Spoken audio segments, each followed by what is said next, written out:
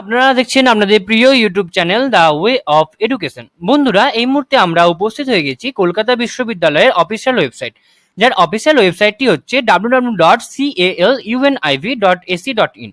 বন্ধুরা, আপনারা সকলেই জানেন যে এই মুহূর্তে কলকাতা বিশ্ববিদ্যালয়ে ইউজি সেম অর্থাৎ ইউজি ইভেন্ট 7 এক্সাম অনলাইনে হবে নাকি অফলাইনে হবে সেই নিয়ে কিন্তু এখন প্রচুর রকম ভাবে তোলপাড় হচ্ছে আমাদের গোটা পশ্চিমবঙ্গ।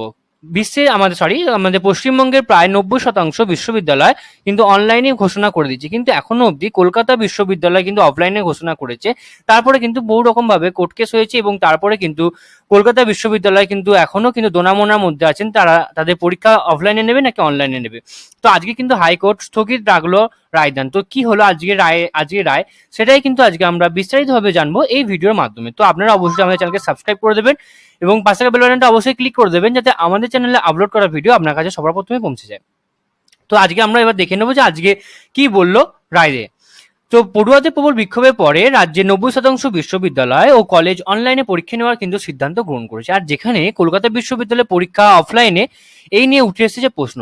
আর যেখানে অন্যান্য সমস্যা বিশ্ববিদ্যালয়ে অনলাইনে পরীক্ষা নেওয়ার সিদ্ধান্ত গ্রহণ করেছে, সব বিশ্ববিদ্যালয়ের পড়ুয়া সহজেই বই খুলে দেওয়ার সুযোগ পাবে, সেখানে কলকাতা বিশ্ববিদ্যালয়ের ছাত্রছাত্রীরা কেন পাবে না, সেই নিয়ে কিন্তু বিশাল বড় একটা প্রশ্ন উঠেছে।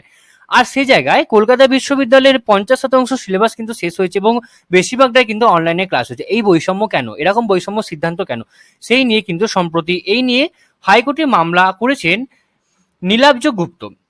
তার অভিযোগ, অনলাইনে পড়াশোনা করে অফলাইনে পরীক্ষা কেন, অর্থাৎ এরকম বৈষম্য কেন হবে যেখানে বিপদে পড়েছে পড়ুয়ারা।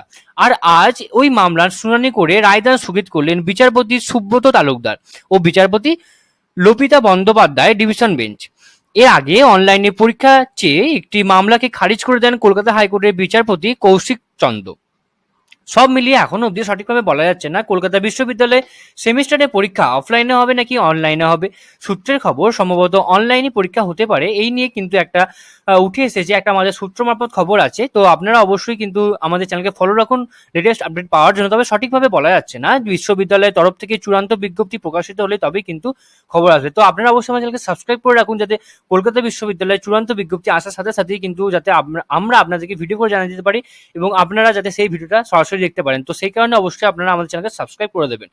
তো এখনো অবধি বোঝা যাচ্ছে না যে কলকাতার পরীক্ষা কিসে হবে, অফলাইন মোডে হবে নাকি অনলাইন মোডে হবে। তবে এখনো অবধি যেটা জানা যাচ্ছে, যেহেতু কলকাতা বিশ্ববিদ্যালয়ে এর ছাত্রছাত্রীরা যেহেতু পরীক্ষা ওদের অ্যাডমিট কার্ড দিয়ে দিয়েছে, তো তাদেরকে একটা রিকোয়েস্ট করো যে তোমরা যাতে অ্যাডমিট কার্ড যাতে ডাউনলোড না করো। তোমরা কিন্তু আগামী 23-24 তারিখের মধ্যে কিন্তু কলকাতা বিশ্ববিদ্যালয়ে একটা কিন্তু তোমাদের পক্ষে কিন্তু একটা খবর নিয়ে আসতে চলেছে, এটাই সূত্র মারফত খবর আছে আমাদের কাছে। তো তোমরা অবশ্যই চ্যানেলকে সাবস্ক্রাইব করে রাখো ও পাশে থাকা বেল বাটনটা অবশ্যই ক্লিক করে রাখো, যাতে আমাদের চ্যানেলে আপলোড করা ভিডিও তোমাদের কাছে সবার প্রথমে পৌঁছে যায়। তো তোমরা এইভাবে আমাদেরকে সাপোর্ট করে পাশে দেখো, যাতে সম্পূর্ণ ভিডিওটা দেখার জন্য তোমাদের সকলকে অসংখ্য ধন্যবাদ। তোমরা সুস্থ থেকো, ভালো থেকো এবং আমাদের চ্যানেলকে অবশ্যই তোমরা ফলো রেখো।